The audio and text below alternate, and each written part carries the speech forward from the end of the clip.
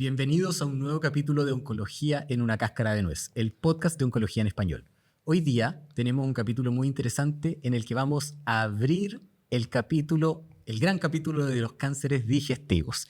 Y para eso tengo a mi gran amigo y compañero de la oncología de tantos años, Gonzalo Muñoz, que es experto en cáncer de colon. En realidad, en muchos cánceres digestivos, pero hoy día te vamos a sacar el jugo con el cáncer de colon. Gonzalo, bienvenido. Oye, claro, el sombrero de experto, lo siento pesado, pero vamos a hacer lo que mejor se pueda.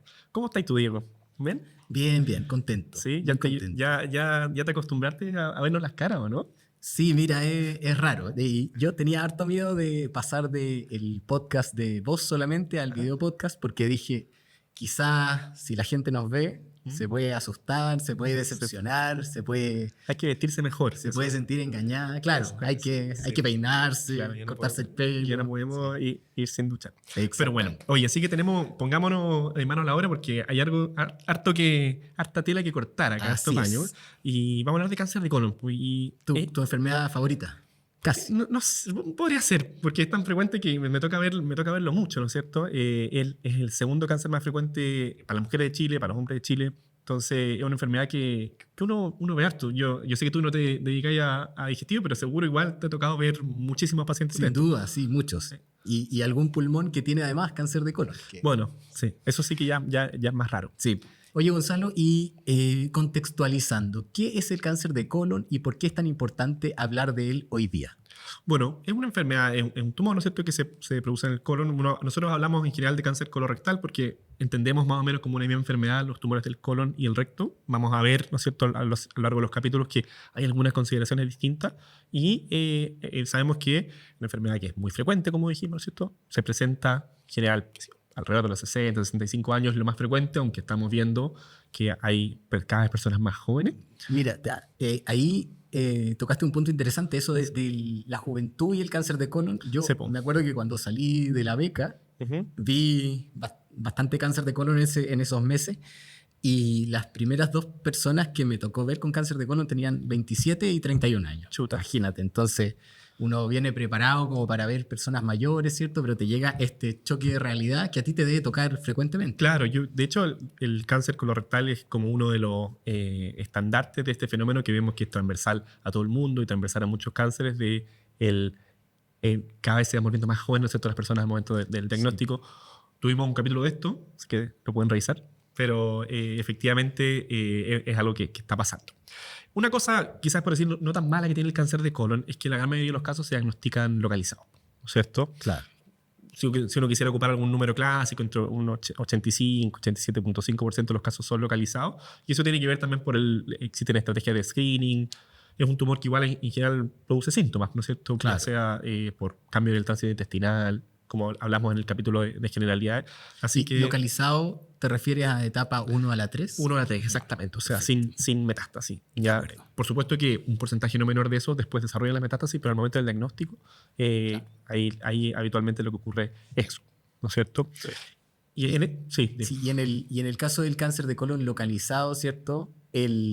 Las personas debutan probablemente con síntomas digestivos bajos, con anemia. ¿Cuáles son las causas más frecuentes de consulta? En general, bueno, va a depender un poco del lado, ¿no es cierto? Los tumores del lado izquierdo dan más sangrados, dan más cambio en el hábito intestinal, y cuando son ya tumores de recto, que no vamos a hablar tanto en este capítulo, sino que en uno próximo, hay dolor, hay sensación de pujo, mientras que los del lado derecho se manifiestan más por anemia o de repente por una masa abdominal. Así que en ese sentido pueden ser un poquito más silenciosos los tumores del colon derecho. De acuerdo. Gonzalo, y ya yendo de lleno al tratamiento, sí. El cáncer de colon entendemos todo que se trata con cirugía. Ese es como el gran estandarte del tratamiento. Claro, en el escenario localizado, ¿no es cierto?, que es lo que vamos a adentrarnos hoy día, ese es el pilar central. ¿Ya? Así que si que uno tuviera que gastar una bala, si que uno tuviera que elegir una cosa que hacer, es mucho más importante con el dolor de mi alma los cirujanos que los oncólogos. Pero, y en general es un tratamiento que es bastante efectivo, ¿no es cierto? Nosotros, como con las estrategias que tenemos, que vamos a hablar al tiro, como que potenciamos, ayudamos a mejorar un poco más los resultados, pero lejos el elemento central es la cirugía. O sea, el primer mensaje de hoy día es que en el cáncer de colon localizado, el tratamiento de elección en la mayor parte de los pacientes es la cirugía y es lo que se lleva el gran beneficio de la terapia con intención curativa, ¿cierto? Claro, sí, totalmente. Oye, ¿y Sí. qué porcentaje de pacientes se cura con esta intervención? ¿Va a depender de algún factor específico? Depende mucho de la etapa, ¿no es cierto? Que esto es este elemento clásico de transversal a prácticamente todos los cánceres, que mientras uno antes los detecta, mejor es el pronóstico. Y en este caso, el pronóstico difiere mucho, ¿no es cierto? Tumores iniciales chiquititos que tienen más de un 90% de curación, y hay otros que desafortunadamente, que la gran mayoría, a pesar de que uno los opere, porque tienen muchos ganglios comprometidos, van a recurrir con metástasis. Y ahí es donde entramos nosotros, ¿cierto? Los oncólogos, cuando el paciente ya tiene una enfermedad que no es tan chiquitita, sino que es una enfermedad que tiene más compromiso, que tiene más riesgo, y tenemos algunas estrategias para intentar aumentar la posibilidad de que la persona se cure para siempre de la enfermedad, ¿cierto? Sí, y ahí, bueno, hay como cosas clásicas, uno podría decir, un capítulo de adyuvancia a cáncer de colon que fome, que aburrido, va a durar 5 minutos, pero hay cosas que hablar porque hay información nueva, hay tratamientos nuevos, hay estrategias nuevas de tratamiento, así que ahí vamos a ir tratando de desgranar un poco, ¿no es cierto? Porque lo clásico es dejar adyuvancia. Claro, ¿cierto? Que recordemos que es un tratamiento que va después del tratamiento local principal, que en este caso sería la cirugía. O sea, la adyuvancia es un tratamiento que va después de la cirugía. Exactamente. Pero vamos a ver a lo largo del capítulo que hay algunas otras estrategias para poder hacer neoadyuvancia o ocupar otras cosas que no sean quimioterapia, ¿cierto? Que es lo típico que venimos ocupando, que a pesar de que nos encanta, lo típico que venimos ocupando hace ya muchos años. Así que vamos a hablar de algunas cosas interesantes que a mí me sorprenden, como la neoadyuvancia en cáncer de colon sí. y adyuvancia con algunas otras cosas. O neoadyuvancia, claro. Neoadyuvancia con algunas otras cosas. Perfecto. Entonces, ¿qué cosas hacen que un paciente vaya o no vaya a un tratamiento adyuvante? Ahí finalmente, bueno, uno es la indicación, ¿no es cierto? ¿Cómo seleccionamos a los pacientes?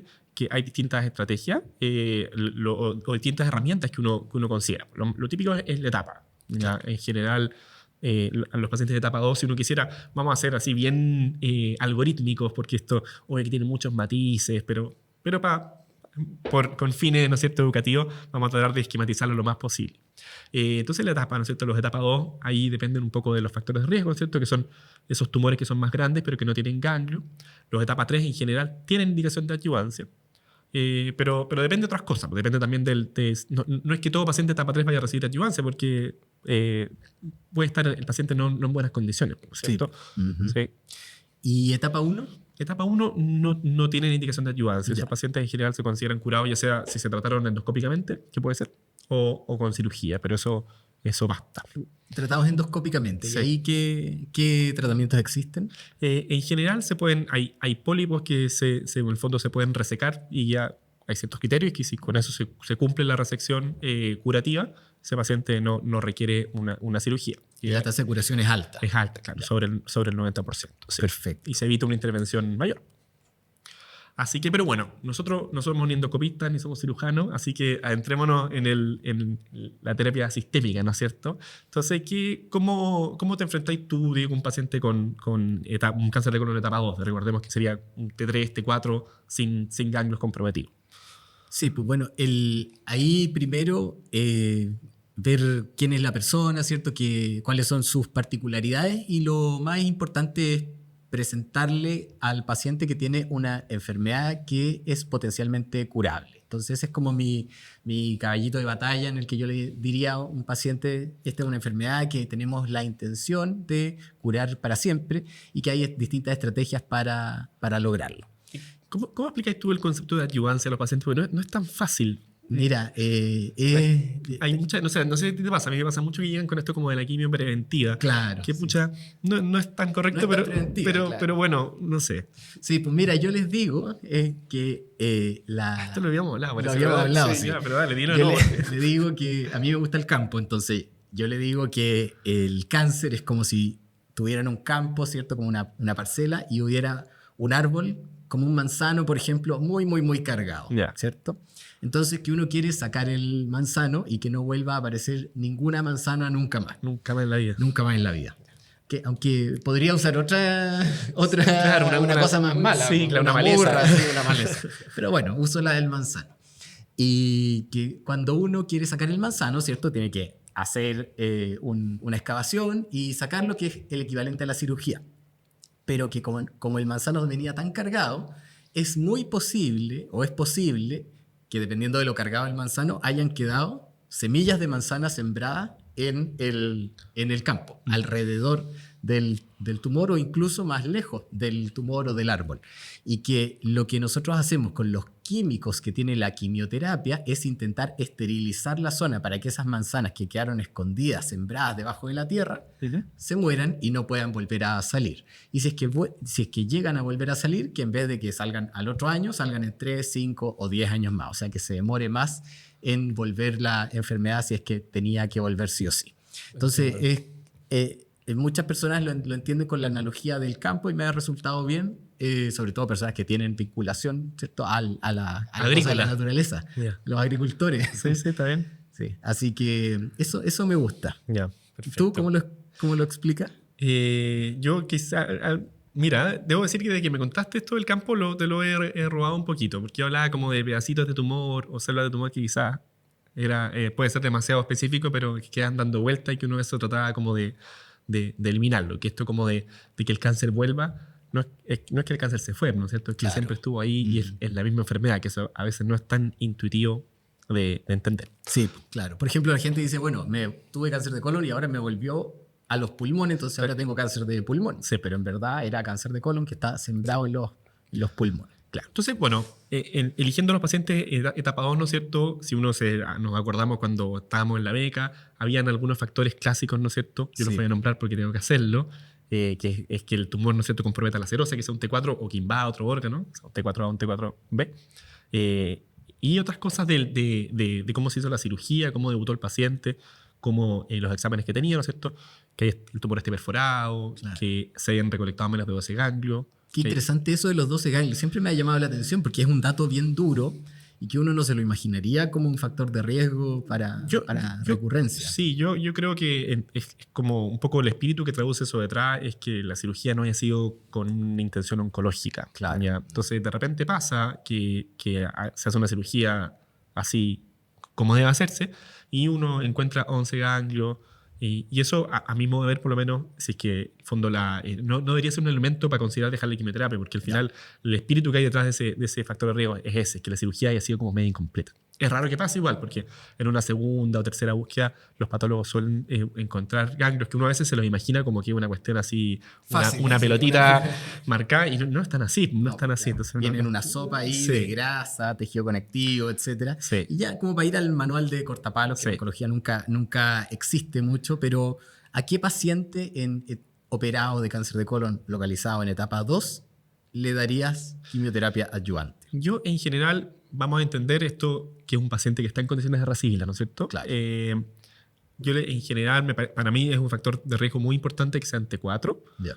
El resto de los factores me parecen que son menos importantes, como que haya debutado obstruido, que tenga permeaciones linfovasculares o permeaciones nerviosas, los brotes tumorales, ¿no es cierto? O el CA mayor a 5. Creo que por sí solos hay que discutirlos con el paciente. Solo uno de esos factores de riesgo no es una locura ni es un pecado ofrecerle la quimioterapia, pero el beneficio es chiquitito y eso hay que conversarlo con los pacientes. ¿Y hay algún factor protector para no hacer quimioterapia que uno diga este paciente le va a ir mejor y entonces nos vamos a ahorrar la quimioterapia en etapa 2? Que es el MMR o mismatch repair o inestabilidad microsatelital, ¿no es cierto? Que tienen una sobreposición grande, pero no son exactamente lo mismo. Y esos pacientes en general, en el escenario localizado, ¿no es cierto?, tienen muy buen pronóstico. Son tumores que les cuesta dar metástasis, entonces en general para esos tumores uno es más exigente o requiere más factores de riesgo como para decir, ya, ahora sí, démosle quimio. Y lo que sí es que esos pacientes en general, si es que uno va a dejar tratamiento, tiene que ser terapia combinada. Ya no hemos hablado todavía mucho de qué quimioterapia ocupamos, pero para esos pacientes debe ser con una fluoropirimidina y un oxaliplatino. De acuerdo. Oye, y ya toquemos el tema de los esquemas de quimioterapia. Entonces, ¿cuáles son las drogas que son activas? ¿Qué drogas se han investigado y con cuáles nos quedamos? Mira, yo te diría que en general las 3 drogas que se ocupan acá en Chile, ¿no es cierto? Porque hay otras en otros países, es el 5FU, la capecitabina, que para efectos prácticos la vamos a agrupar, ¿no es cierto? Como fluoropiriminas, que hace lo mismo y actúan igual, y el oxaliplatino, que es una sal de platino. Y el beneficio de la fluoropirimina está requete contra demostrado en todas las edades que uno quiera. Sí, y esto es una cosa intuitiva, mientras menos agresivo el tumor, el beneficio que otorga es más chico. Claro. ¿Ya? Entonces, claro, ahí uno habla de beneficios absolutos chiquititos, de un 6% en la etapa 2. Y el beneficio del oxaliplatino es una cuestión que está mucho más en entredicho. Ya, de Sí. acuerdo. En la etapa 2, sí, claro. Ahí son análisis de subgrupo. Sí, yo soy de la idea, y esto me hago cargo de mi opinión, que pacientes que son T4, yo me siento más cómodo ocupando igual quimioterapia combinada. Perfecto. Y cuando usas una quimioterapia no combinada, en general usas capecitabina por 6 meses. Sí, intento ocupar capecitabina por 6 meses, es mucho más fácil para los pacientes. Pero hay pacientes que desafortunadamente no lo toleran y ahí, bueno, hay que ocupar 5FU, que implica poner el catéter, Claro. ¿no es cierto? Sí, y toda la cuestión. Y quedamos con una película más o menos clara de la etapa 2. Ahora ya los pacientes que realmente vemos con mayor frecuencia para adyuvancia, que son los etapa 3. Claro. Entonces, ¿qué paciente va a adyuvancia y cómo decides la terapia? Mira, para los pacientes que son etapa 3, en general, nuevamente, si el paciente está en buenas condiciones, tiene indicación de adyuvancia por el hecho de tener ganglios comprometidos, yo diría que ahí la pregunta, o dónde está, digamos, el área gris, es la duración del tratamiento. Ya esto de los 3 versus los 6 meses, ¿no es cierto?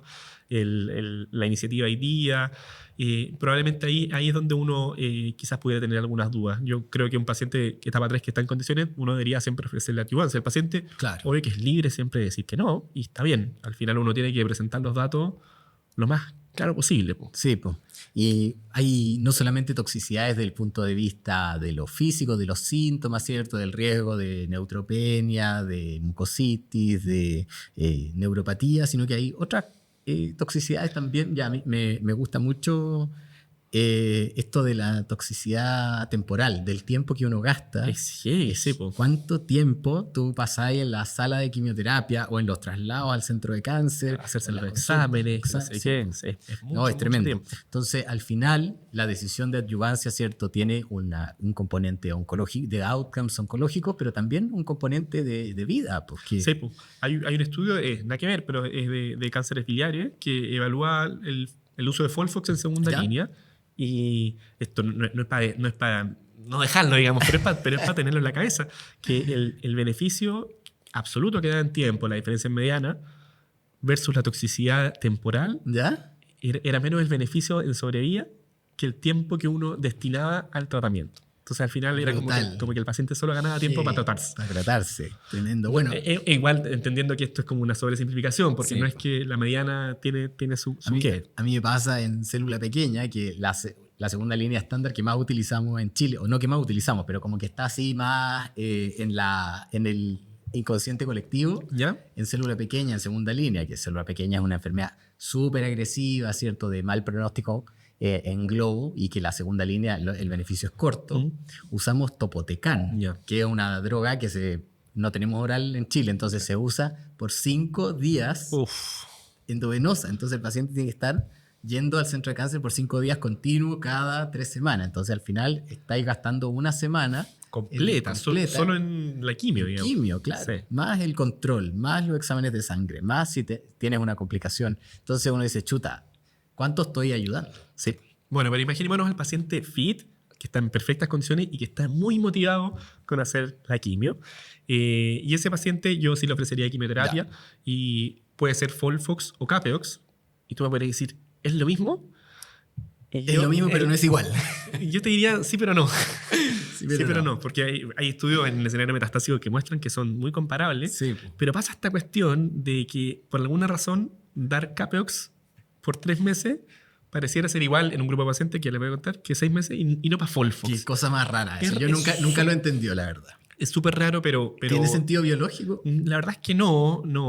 Claro, esto viene de este análisis, ¿no es cierto?, hoy día, que juntó varios estudios y evaluó esta pregunta en 2 grupos, en pacientes de bajo riesgo, que eran los que no eran ni T4 ni T2, o los de alto riesgo, que eran o T4 o T2. Y claro, a los que son de alto riesgo hay que darle 6 meses. Y eso... Capeox o Folfox. Capeox o Folfox, sí. Y a los que son de bajo riesgo uno pudiera darle 3 meses, pero el estudio, si uno fuera purista, mostró la no inferioridad para Capeox y no para Folfox. Hace poco salieron publicados los resultados del SCOT, que era uno de los estudios que era parte de la IDEA, y mostró lo mismo. Qué curioso. Sí, Si son las drogas tan parecidas o los esquemas que tienen una cosa biológica tan similar, ¿por qué? Sí. ¿Qué crees tú que pasa ahí? Mira, pudiera haber alguna cosa, digamos, simplemente del diseño estadístico, porque no estaban los estudios en el fondo estratificados como para decir Folfox o Capeox. Ya. ¿Ya? Pero yo, siendo purista, no me siento tan cómodo dejando Folfox solo por 3 meses. Se puede hacer y hay lugares que lo hacen. La guía de Estados Unidos pone de 3 a 6. Ya. Yo, en general, sé que voy a dejar 3, que recordar, ¿no es cierto? Ni T4 ni T2, ni N2, perdón. Prefiero dejar Capeox. Y ahí una cosa sí que hay que tener en consideración es que para todo esto no está factorizado los depósitos tumorales, ¿ya? Que no son ni ganglios ni parte del tumor, sino que son depósitos independientes del tumor, que a veces cuando no hay ganglios se forma como N1C. Claro. Pero si hay ganglio, puede haber un ganglio y 10 depósitos tumorales, claro, es igual siguen siendo N1A. Y eso es lo que va a cambiar de la JCC, porque al final es un paciente que tiene mucho riesgo. Claro, sí. Entonces, eso no estaba bien factorizado como para calcular el riesgo. Entonces, esos pacientes también a mí me parece que deberían ir a 6 meses. Perfecto, entiendo. Oye, y entonces dijimos un paciente en etapa 3, ¿cierto? Que le vamos a ofrecer Capeox o Folfox, sí, por 3 o 6 meses, ¿cierto? En algunos lugares solo Capeox por 3, en otros Folfox también se considera por 3. Sí. Y ¿los esquemas combinados son para todos los pacientes o hay pacientes que van a esquemas más sencillos? Es una muy buena pregunta. Y nuevamente, entendiendo la magnitud de beneficio que ofrece cada una de las drogas, es mucho más importante el beneficio de las fluoropirimidinas que el oxaliplatino. Por otro lado, el oxaliplatino tiene toda la toxicidad de la neuropatía. Es bien complicada manejar la neuropatía por el oxaliplatino. Sí, es bien complicada. A veces uno lo puede, digamos, minimizar, pero es algo que afecta tremendamente la calidad de vida de los pacientes. Sí. Y tienes esto bien traicionero, ¿no es cierto?, que viene como después, ¿cachai? Entonces el paciente te dice, no, sí, yo aguanto, pero después ya terminaste el tratamiento y la cosa está espantosa, claro, hay pocos remedios. Entonces yo le ocupo harto oxaliplatino y le tengo harto respeto. Entonces, claro, existe todo este cuento de la edad y el oxaliplatino. Sí, antes se consideraba como que sobre los 70 años, ya no. Y eso es algo que ha ido cambiando. Hay hartos metaanálisis que muestran que el beneficio es bastante comparable.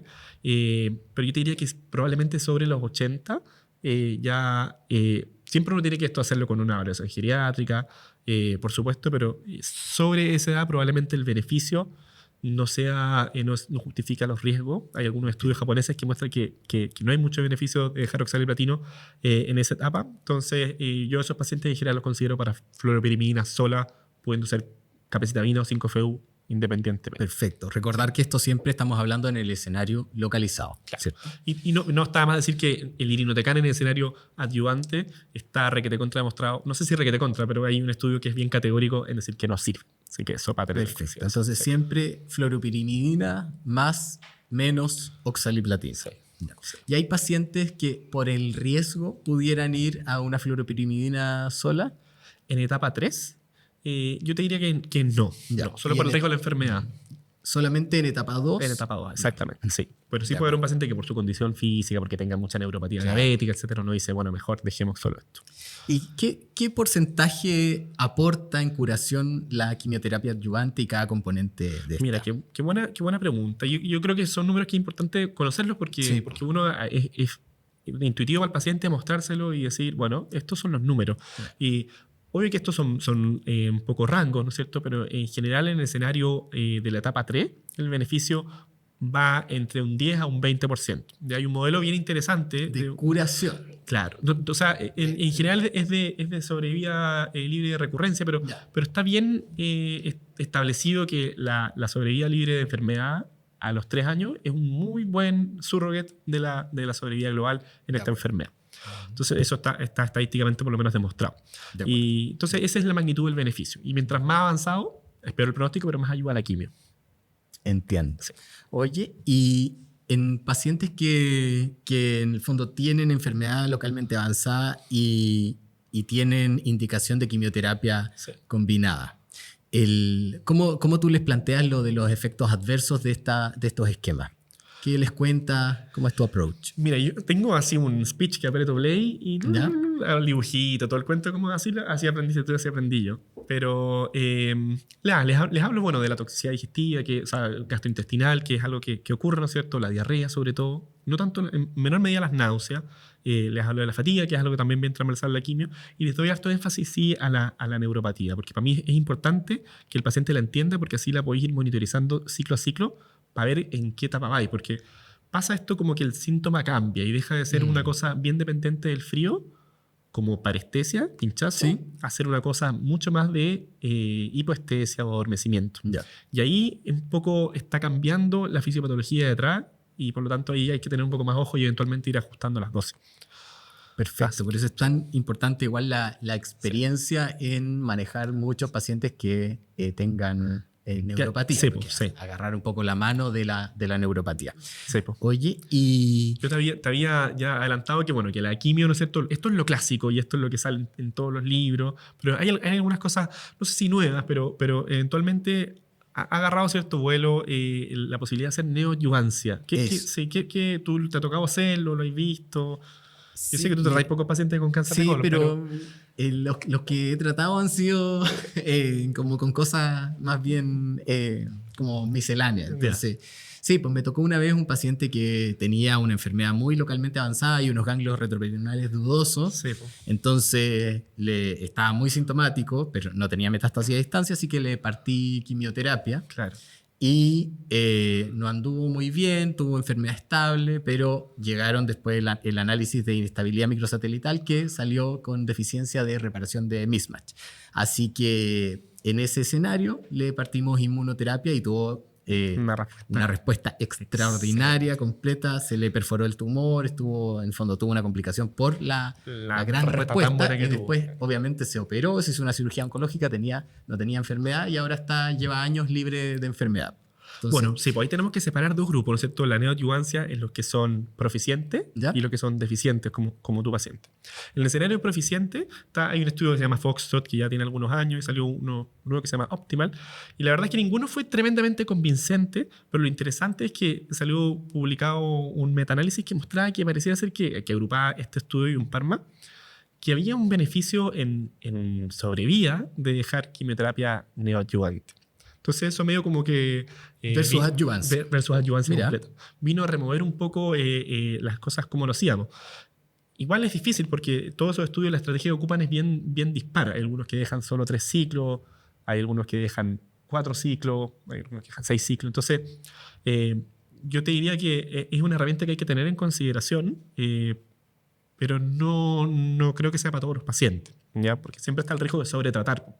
Claro, sí. Porque al final la evaluación imagiológica sigue siendo no tan buena, desafortunadamente. Ya. Entonces hay pacientes que pueden parecer que tienen... Distinto es el paciente que tiene un tumor como el tuyo, ¿no es cierto? Si el tuyo hubiera sido estable, igual tenía mucho sentido dejarle quimio neoadyuvante. Yo te diría que en general en el escenario de los tumores T4B, o sea, que están pegados a otras cosas, es una buena idea hacerlo con la quimio. Entiendo. Ya. ¿Y te toca en tu práctica clínica hacer neoadyuvancia? Sí, es como te decía, yo un poco viendo estos resultados hacía la autocrítica de decir, chuta, estoy haciendo yo algo mal o debería hacer algo yo distinto. Son contados con los dedos de una mano, en verdad, los pacientes, y son esos, los que tienen tumores gigantes, pegados a la pared, pegados a otra base intestinal, y que eventualmente ahí uno dice, tratemos, ¿no es cierto?, de contener un poquito esta enfermedad antes de operar. Y ya para ir terminando, cuéntanos un poco de los inestables. De lo inestable ahí ya eso es otra cosa, otro animal, otra persona, o sea, debería tener otro nombre, ¿no es cierto? Y claro, como a ti te pasó lo que a todos nos gustaría que nos pase, ¿no es cierto? Sabemos que estos son tumores que tienen muchas mutaciones. Claro. Y por lo tanto, intuitivamente uno dice, bueno, dependen mucho los neoantígenos, entonces responden muy bien a la inmunoterapia. Y eso ya lo sabíamos del escenario metastásico, que a pesar de que fueron un poquito decepcionantes los primeros resultados, ahora hay resultados muy buenos. Y claro, después ya primero en cáncer de recto, que sacaron unos resultados estupendos, y ahora hay estudios en cáncer de colon localizado, y que claro, tienen 2/3 de los pacientes hacen respuesta completa. Extraordinario. Claro, así que eso claramente va para allá la micro. Desde el punto de vista de lo regulatorio sigue estando un poco localizado. De hecho, salió un estudio ahora hace poco que dejaba adyuvancia para este tipo de pacientes con inmunoterapia, con atezolizumab, pero ya es como que llegó tarde a la fiesta, ¿cachai? Sí, Entonces, pues bueno, en pulmón nos ha pasado históricamente eso, porque o sea, que la inmuno, todos estamos muy convencidos de que hay que ponerla cuando el paciente tiene el tumor ahí en caliente. Sí, sí, así que claramente, y así han mostrado los otros estudios, este estudio fue un estudio positivo, ¿no es cierto? Y está, si uno lo ve ahora en las guías gringas, está, pero a mí la verdad yo creo que claramente la cosa va para otro lado. Perfecto. Yo creo que la última cosa, o la última novedad, digamos, que uno podría considerar en la adyuvancia, antes que se nos vaya el tiempo, el ctDNA. No sé, en pulmón, como porque en cáncer de colon es una cosa así que está todo el mundo le pica en las manos por pedirle a los pacientes. Sí, mira, en pulmón está bien en boga, pero en realidad hay tan buenos datos de la respuesta patológica completa que en realidad en esos pacientes ya como que ha perdido un poco la intensidad de su beneficio, pero en pacientes que no logran respuesta patológica completa está todavía intentando posicionarse. Y ahí solo un poco como para complementar, ¿no es cierto? El ctDNA, que es el ADN circulante tumoral, es una fracción, ¿no es cierto?, de todo el ADN libre que está dando vuelta en la sangre. Y un porcentaje de eso, en mayor o menor medida, puede ser del tumor, y uno es como lo que hacen los hematólogos, como la enfermedad mínima residual. Y el cáncer de colon tiene la particularidad que hace mucho una cosa que se llama sharing de ADN, entonces puede tener un porcentaje importante del ADN libre que sea efectivamente tumoral, y uno puede como ocuparlo para estimar si es que hay o no enfermedad como micrometastásica. Y está muy claro que es un muy buen factor pronóstico, pero desafortunadamente eso no se ha podido aplicar en la selección de pacientes. Yo te diría que el principal escenario que existe actualmente es para desescalar el tratamiento en pacientes con, o para indicar el tratamiento en pacientes con etapa 2. Perfecto. Y eso por lo menos en la actualidad es lo que tiene mayor sustento. Los otros estudios han sido grandes decepciones porque han sido esfuerzos muy grandes, ¿no es cierto? Y todos muy entusiasmados y no hemos logrado llegar a buen puerto. Bueno, hemos hecho un recorrido interesante acerca del cáncer de colon localizado, de las estrategias de tratamiento que todavía en el año 2026 sigue siendo la cirugía el pilar principal de las terapias y además la quimioterapia adyuvante. Y en algunos casos, ¿cierto?, se está introduciendo la quimioterapia neoadyuvante y otras estrategias como la inmunoterapia y el ajuste del tratamiento según ctDNA, que son temas que están todavía en boga. Así que muchas gracias por habernos escuchado. Los invitamos a dejarnos sus comentarios, a continuar siendo parte de esta comunidad de oncología en una cáscara de nuez, el podcast de oncología en español.